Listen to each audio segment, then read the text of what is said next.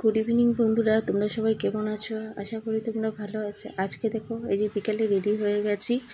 আজকে যাব হচ্ছে তোমার একটু বাজারে। বাজারে যাওয়ার মেন উদ্দেশ্য কী বলো তো, মাকে নিয়ে। মাই যাবে বলে রেডি হলাম। মা একটু সবজি বাজার, একটু হচ্ছে একটা জুতো নেবে। তো এই যে দেখো মায়ের এখানে গেছি। মা বলল বস একটু চা খাবি। তো মারা তো জানোই কীরকম হয়। তো চা খেয়ে দিয়ে মায়ের সঙ্গে গেলাম হচ্ছে বাজারে, সবজি বাজারে। তো সবজি বাজারে এই যে দেখো এই মন্দিরটা বন্ধুরা তো আমার কোনো একটা ব্লগে দেখেছিলে। তো বাজারে গেলে কী বলো তো, এই মন্দিরটা একটু প্রণাম করে নিই, একটু প্রণামি দিয়ে ভালো লাগে। তো ওখানে প্রণামি দিয়ে প্রণাম করে একটু সবজি বাজার কিনে যে গিয়েছিলাম মায়ের একটা জুতো নিতে। মায়ের কী বলো তো, ঘরে পরে জুতোটা মা একটু চাই, পায়ে ব্যথা তো একটু সফট টাইপের জুতো।